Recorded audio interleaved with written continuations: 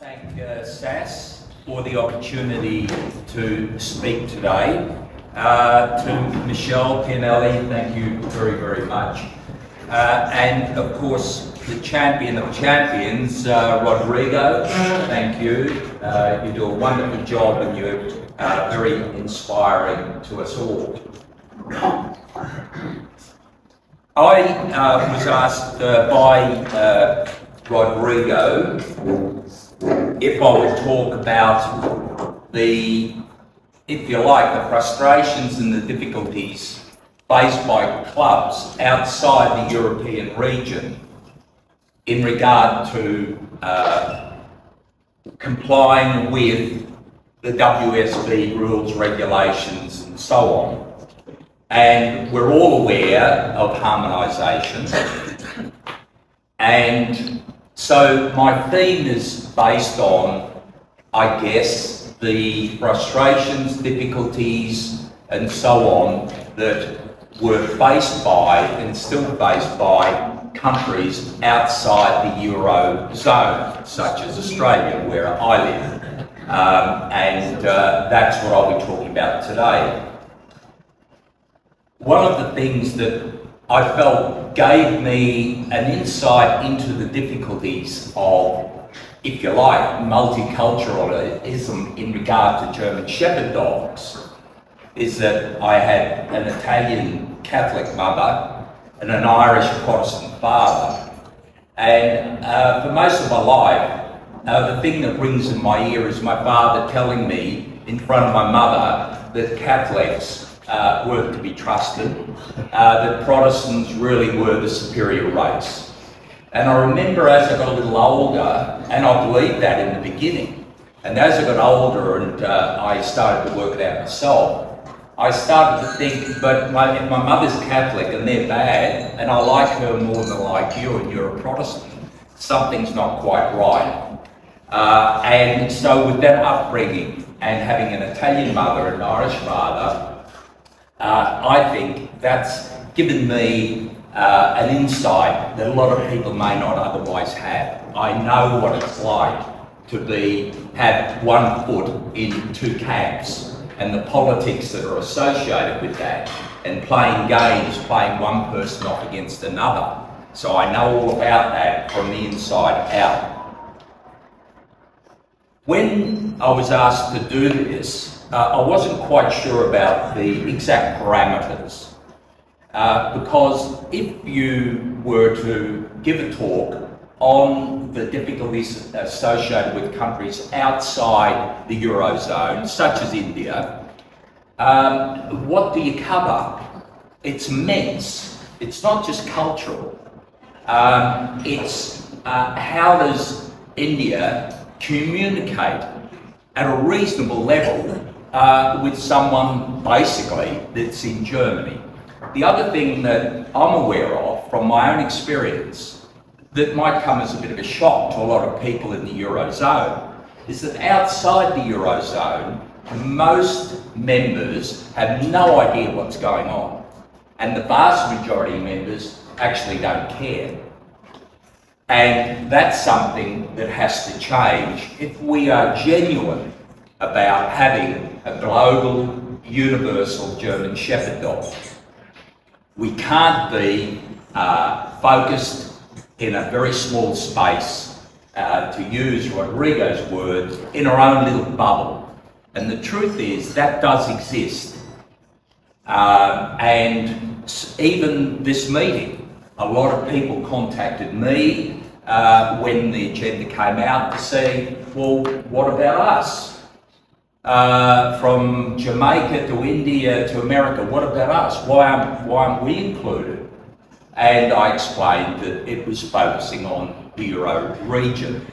So some of the things that I might say today may come as a bit of a shock. The other thing is, Professor Messler and I share two common traits. We just say it as it is, warts and all. And for a lot of people, they have trouble accepting that. It's a bit like, as a judge, people come up to you all the time and say, what do you think of my dog? And tell me the truth. And I say to them, are you able to stand hearing the truth The majority of people can't. They get uncomfortable.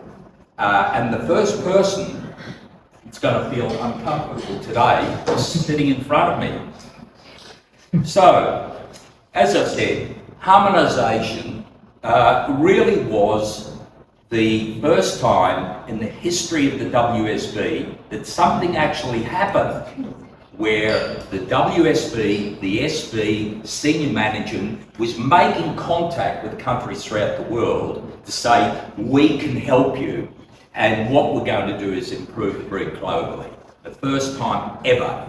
And of course it would have been an interesting exercise for Professor Messler to see the reactions.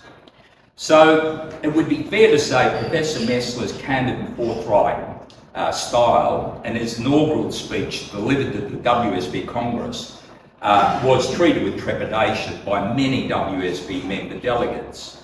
And this was realised when he outlined his future aims for the WSV and the SV's firm overseeing hand of the WSV. Harmonisation was a key plank in his future strategy for the breed at a global level. And it was the first time, as I say, that a global approach, an interactive breed improvement initiative, was created and launched, and that was done by Professor Messler, who deserves enormous credit, even though it's created some angst. What he did in that was significant. Harmonisation was an innovative and idealistically based scheme created to provide the breed with minimum breeding standards at the global level.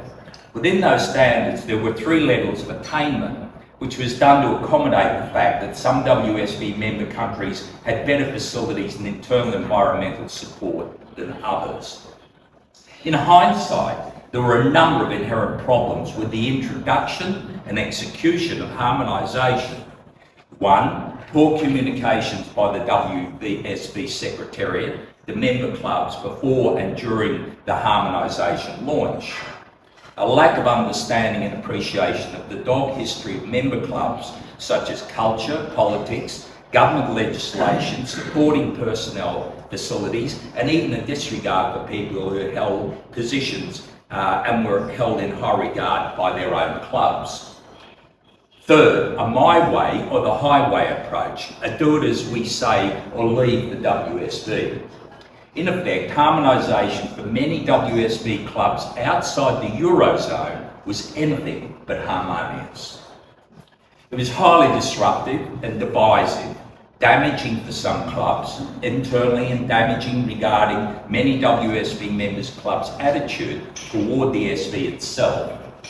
An organisation which many people now saw as the WSV's controlling entity. A politically effective and numerically powerful arm to serve the SV. As the divisiveness developed, was seen as an SV dictate, the do it as we say or leave the WSV approach was applied. This approach caused many clubs to ask the following question: what do we receive for our annual subscriptions to the WSV, and what is the benefit of being a member of the WSV? For some clubs, the answer to that question was, in bold, nothing. Other than the belief that the threat of expulsion meant the SV would not allow them to contract an SV judge, that was it. That's why a lot of clubs, such as Australia, remained a member of the WSV, primarily because the suggestion would be they won't allow us to have any SV judges. That's it. And that's dreadful. Real or imagined, what they got was an implied threat. The SV would have refused them SV judges, and as most WSV member clubs at their executive level are show dog enthusiast influence in these outer region clubs, this impacted their position. Better stay on board. Today we have a very unfortunate situation that in some ways is an extension of the above outline. The WSV and the SV are now in a legal dispute that has in effect closed down the WSV Secretariat, including communications to its member clubs, particularly those outside the Eurozone. Today it is my topic to briefly cover that region of the WSV. Time zone differences. Working across different time zones can make coordinating meetings, deadlines and tasks in other regions very difficult. Communication barriers. Even if everyone speaks English as a common language, there may be variations in accents, vocabulary, grammar and expressions that can lead to misunderstandings or confusion.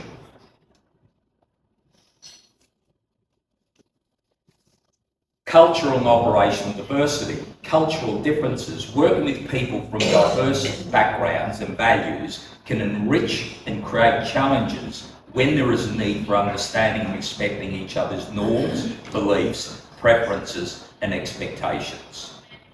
Diversity and inclusion.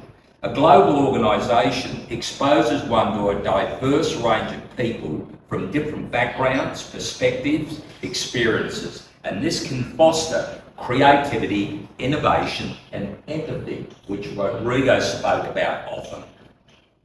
The opportunities and value in what on the one hand can be seen as a negative is a huge opportunity in a positive. However, it can also create challenges in ensuring everyone feels valued, respected, included and empowered by the WSV. That does not exist up until now. For example, there may be issues of bias, discrimination or exclusion based on one's identity or characteristics, such as gender, race, ethnicity, religion, age, sexual orientation and so on. To overcome this challenge, all members must promote a culture of diversity and inclusion by respecting and appreciating each other's differences, supporting and empowering each other's strengths, and addressing and preventing any forms of bias, elitism, or discrimination. Cross-border collaboration. Working with people across different regions can pose challenges for collaboration and coordination. For example, there may be difficulties in establishing trust or rapport with remote colleagues, sharing information or resources effectively, managing conflicts or disagreements constructively, aligning each other's goals and expectations. Innovation and adaptation.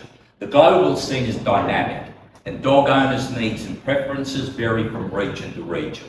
Moreover, technological advancements may create new opportunities or challenges. To overcome this challenge, senior executives of the WSV and member clubs need to embrace a growth mindset and learning culture by seeking new knowledge and skills, experimenting with new ideas, new solutions, embracing feedback and failure as opportunities for improvement, and being flexible and agile in responding to change. And very few dog people warm to change. And that's why we're going down, not up, and that has to be reversed. This leads me to discuss very briefly the difficulties many non-Euro clubs have in complying with harmonisation and many of the WSV's mandatory rules and breeding regulations. And I just add this, that I think it's important that I say this in the context of people can misunderstand, that what I'm really saying here is harmonisation provided a wonderful vehicle to allow the WSV to get an understanding of all its 130, 140 member clubs, because from that they got feedback that they didn't have previously. I can remember Professor Messler saying to me, Louis, what is the situation in Australia with IGP, more particularly doing protection work? What is it? Can they do it in some states, not in another? What's the real issue? And I ended up explaining that to Professor Messler, but that's a good example of what I'm talking about. I can't cover all the clubs, of course. There are about 70 of them. I'll not cover South America, which is undoubtedly leading the way in terms of positive outcomes for the breed. And I'm talking about the South America whole entity. In terms of for the breed, puppy registration, growth, management, positive environment, and so on. That's a topic really for Roberto Caputi. But I will cover a few other countries to give some sense of appreciation of the difficulties the WSV has in establishing uniform rules and procedures globally, and member clubs, even with their best intentions, complying with those ideals. I start with the country I know best, Australia. Like most WSV member clubs, their membership and puppy registration numbers are declining. Having said that, Australia is about 5,000 club members. We get about 450 entries at our main show, our national, if you like, our senior show. So Australia is not doing too bad in relative terms. The main criticism Australia received regarding harmonisation was its rejection and refusal to accept IGP as a mandatory criterion, and the club was served a notice. I delivered the notice, actually, as a continental director. Do it or be dismissed. This was a classic example of WSV management failing to understand and accept that what is acceptable and possible in Germany and Europe cannot automatically be imposed on other countries. So to explain why Australia took the position it did, and I'd like to think that you'll find this interesting. I'm no on a timeline, and Louis talks too much and all that, but I'd like to think you'll find what I'm about to tell you interesting. In 1928, the Australian government, in an act of parliament, declared the German Shepherd dog a threat to people and livestock industry and imposed a ban on their importation. The ban wasn't lifted until 1972, so for 42 years we couldn't import German Shepherd dogs. So we talk about inbreeding depression. Tell me about it. The basis of the ban on German Shepherd dogs, then called Alsatian Wolf dogs, and that's because that's what they were called in England. Initially the club was Alsatian Wolf Dog Club, and so the first German Shepherds that came to Australia were Alsatian Wolf dogs. England dropped wolf dog because it looks like a wolf, and if it's like a wolf you can't trust it and it'll tear your arm off. So Australia gets their first Alsatian wolf dogs that, with history coming from England, was very bad, and I won't go into it, but it was front page news, child gets killed by Alsatian wolf dog. The fear was that if mated with the Australian wild dog, the dingo, it would produce a super sheep killer. A dog with such a highly aggressive and unpredictable nature, it would be a threat to the general population in Australia.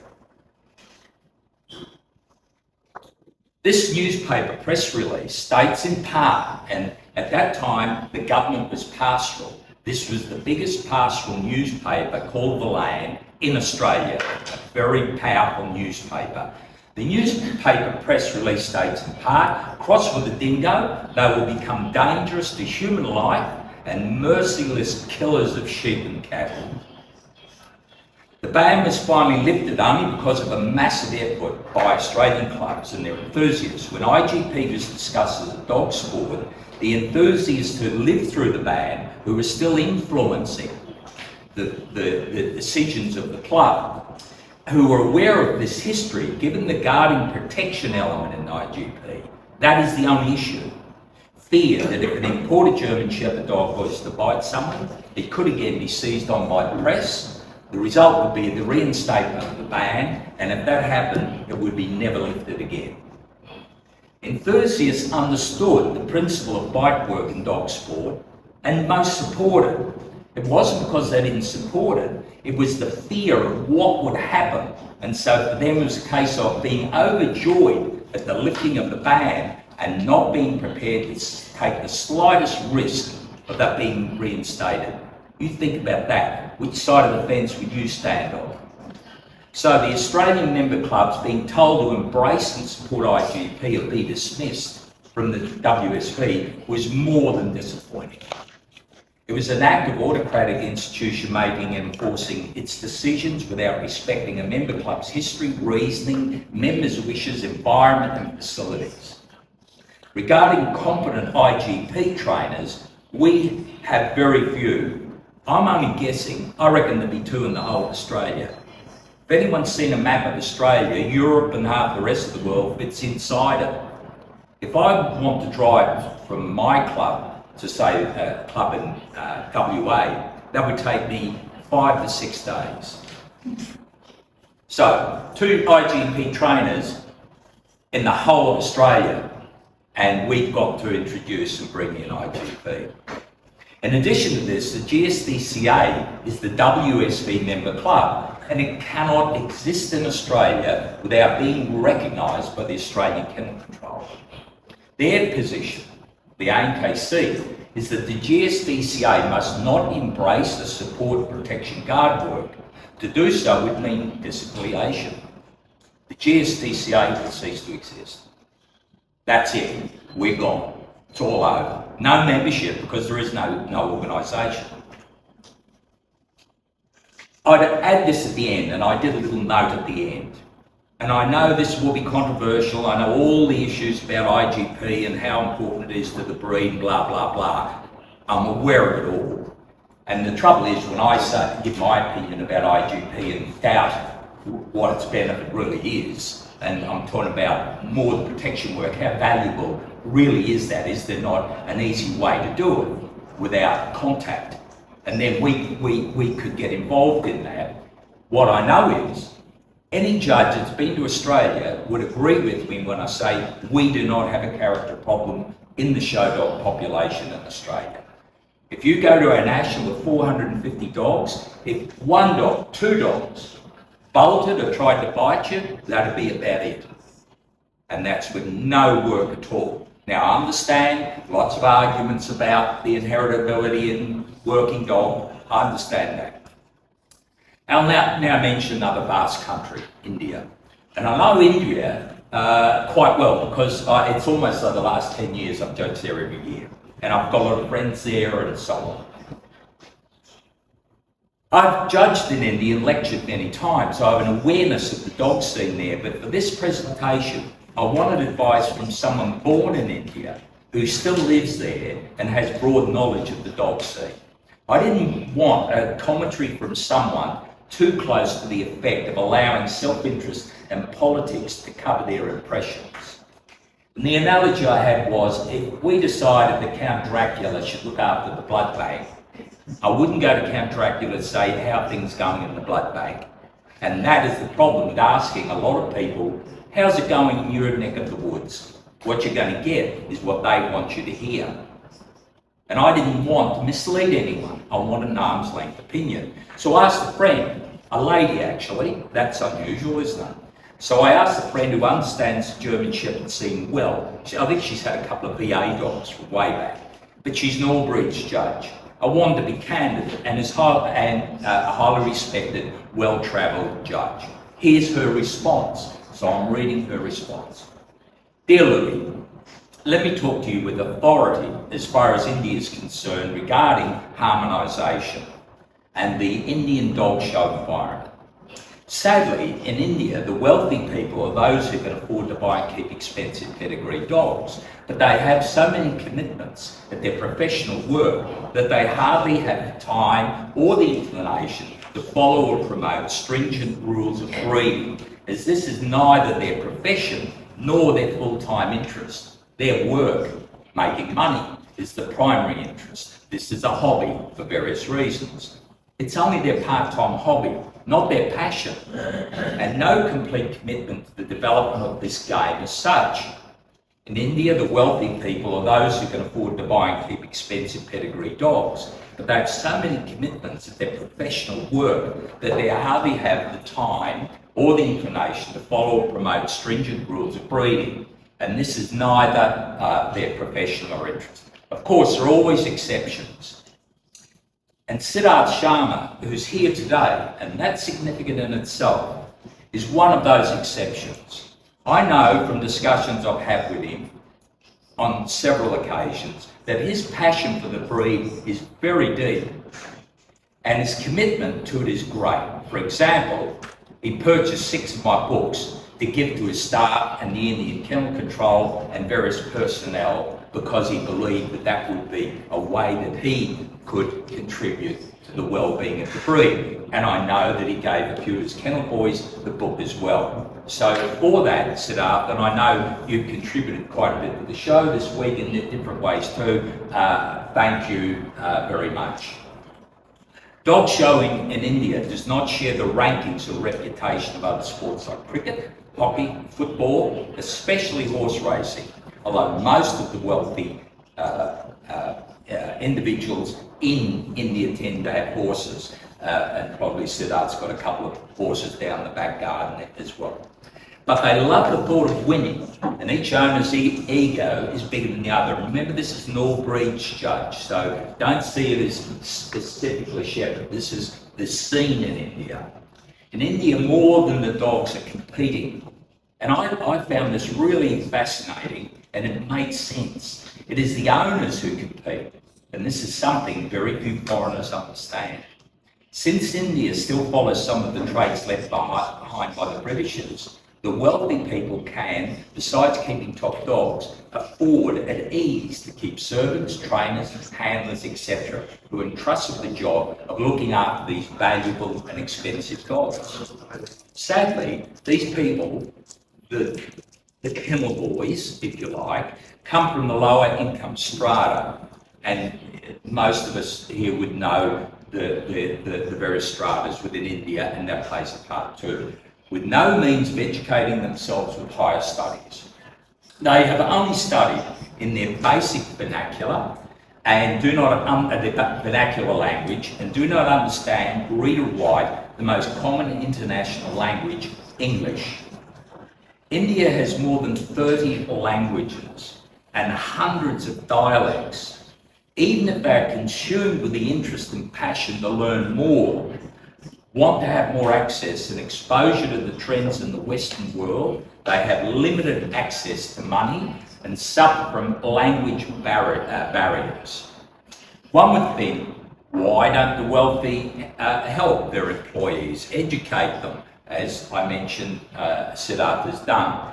They're definitely not going to do that. Now, this isn't me, right? This is the Allbridge show. They're not going to do that, fearing that when the employees have enough knowledge, they might quit their job and become independent. They prefer to keep them with no exposure to advancement in science and technology, or avail them, for example, of a book. These workers, who are basically the kennel boys, do not have the means to expand their knowledge, even if they want to, fearing that when the employees have enough knowledge, they might quit their jobs and move on, and they're not going to allow that to happen. The last point was the cost to do X-rays by the SV for most enthusiasts, and this was a conversation I had with Siddharth, is for the vast majority in India, unaffordable. And the comment that I had was, right or wrong, that the opinion is that it can be affordable, but the markup taken by the WUSV to process the X-ray and so on is too high. It needs to be reduced. So, an active member from Jamaica, and I hope this isn't boring you, because obviously, when I say obviously, it's not boring, obviously. What I'm really trying to say is this is important. We go on blah, blah, blah, blah. But the thing that we're really good at is rhetoric and blah, blah, blah, talk fest. And at the end of it, everyone has a cup of coffee. See you next year. And the moment they hop in their car, everything that happened is gone. And I'm trying to get across the grassroots of the WSV and how we might improve our relationships with other clubs and therefore grow. So from Jamaica, the issues we have with harmonisation are, one, we have no trainers available here to take us through IGP.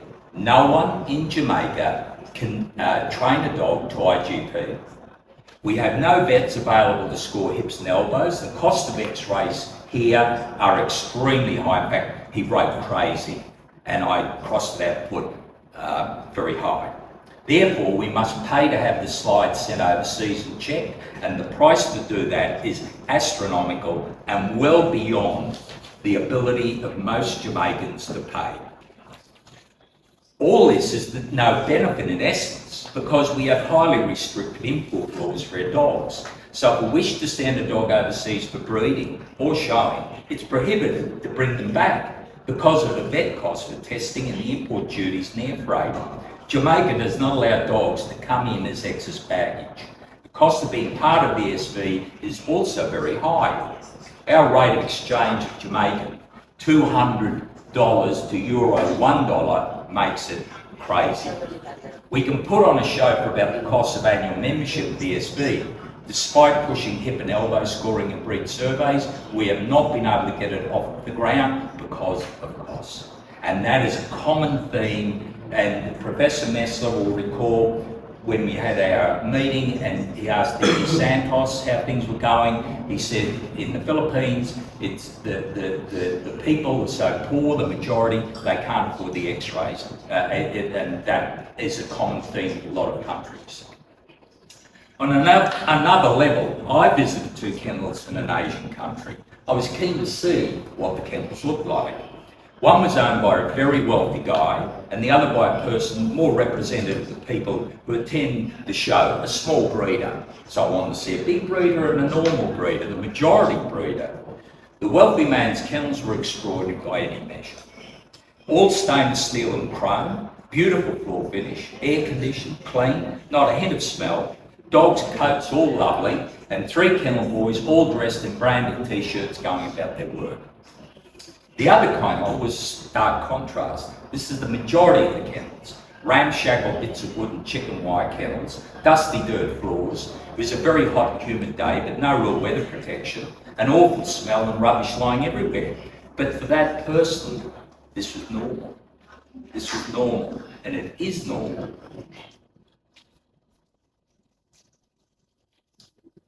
Working together for the universal German Shepherd dog. In unity there is strength, in division weakness. A united house stands and a divided house falls. History tells us that. By Roman Empire. Diversity of service and mutual respect. Clubs tend to be show dog or IGP obedience focused. It's one or the other, and the majority is show. And they represent a tiny part generally of their overall club measure. So a handful of people determine and dictate what's going to happen in regard to the show dog sport. Clubs need to step beyond that demographic and embrace, encourage and promote all areas of breed service and use.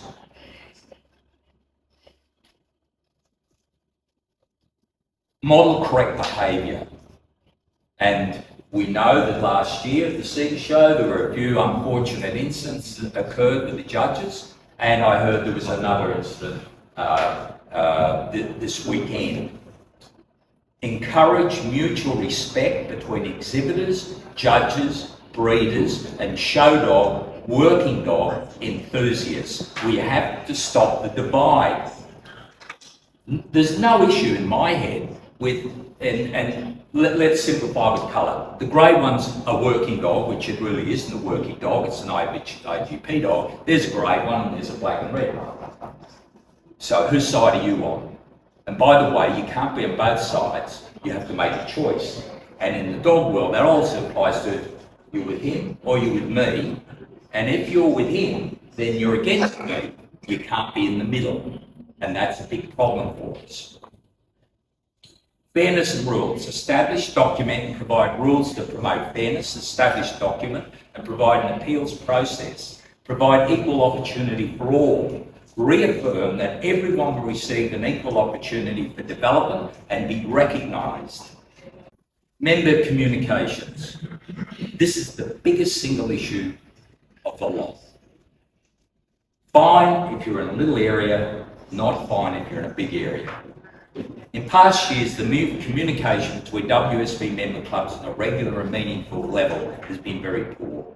A meeting once a year where most of the meeting is taken up by statistical and financial business, some dog sport world events, a couple of notice, few agenda items emanating from WUSV. When the vote is taken, everyone raises their hand in agreement, even if they didn't understand or agree with it. Everyone puts their hand up. I remember Professor Messler at his inaugural meeting saying, in the past, whenever President Henke, all in favour, everyone put up their hand.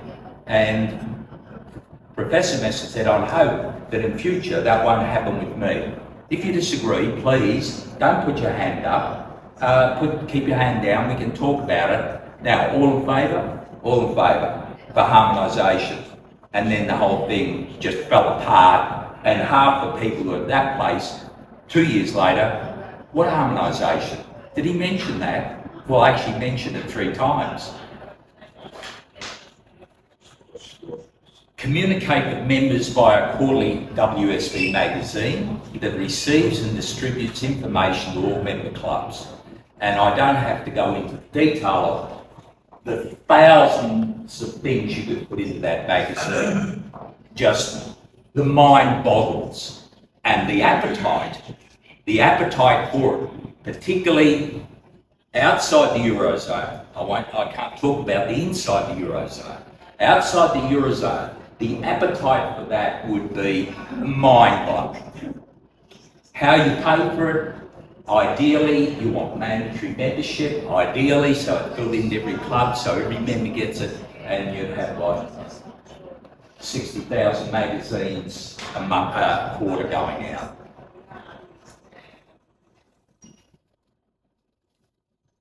Election transparency.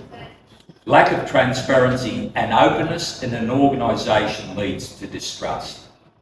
And what I've seen, wherever I go, is the level of distrust at every level, including judges' decisions and so on, the level of distrust that exists within our operations. I don't know, maybe it's at its greatest low.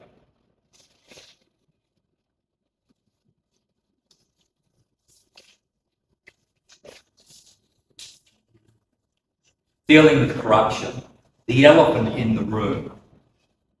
What we all know goes on, and even who does it, but we don't say anything. We talk about behind closed doors. Within the dog sport, corruption has been with us forever.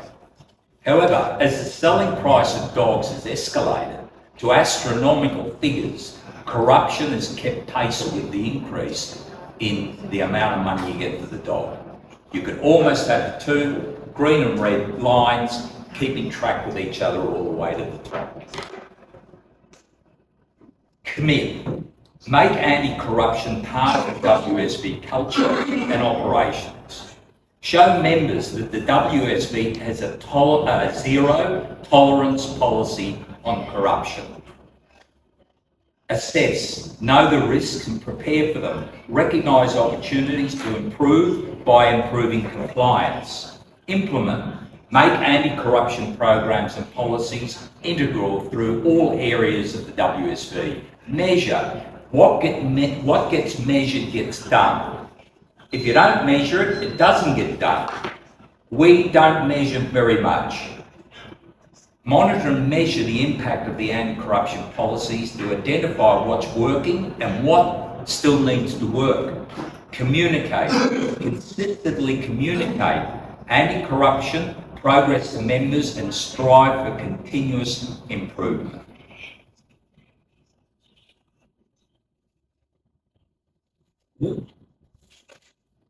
Weaponising diversity. International organisations can develop weaponising diversity. This occurs when individuals or groups manipulate diversity aspects to gain personal advantage or create divisions within their own organisations. To manage imbalances effectively, organisations should foster a culture of collaboration and encourage enthusiasts to voice their opinions and concerns. Club executives can establish open communication channels, such as regular open meetings and feedback mechanisms to create opportunities for dialogue and input.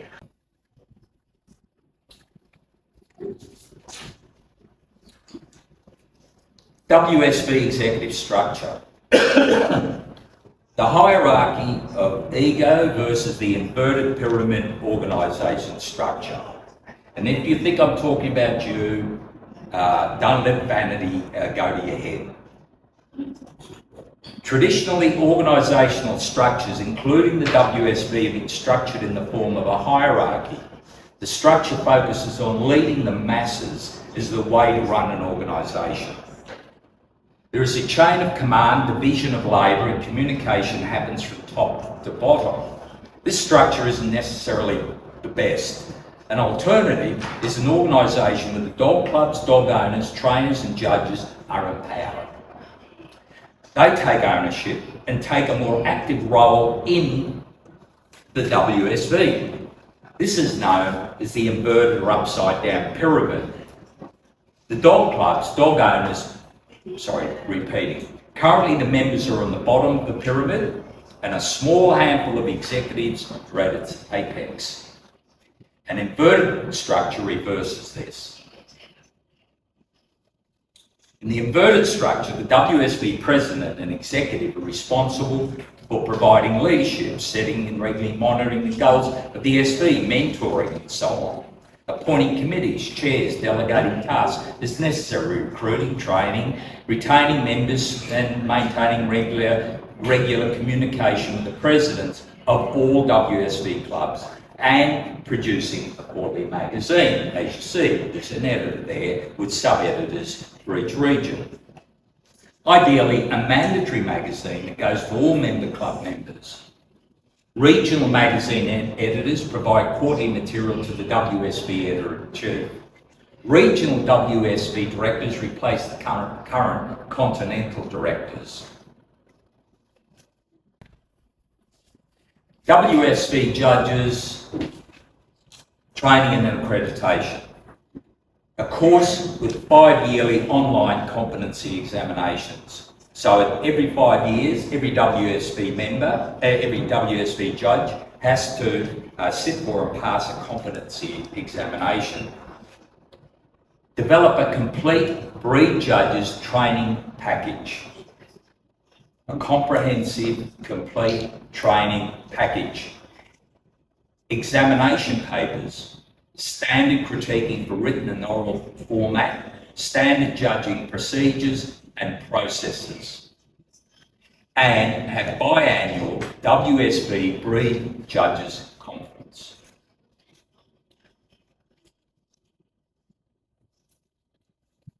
And a hairy one.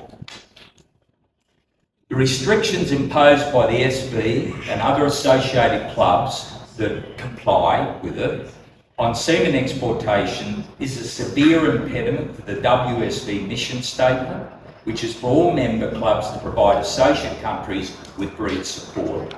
This policy needs to be reviewed, including what will be necessary security controls and the like, and we're familiar with all those.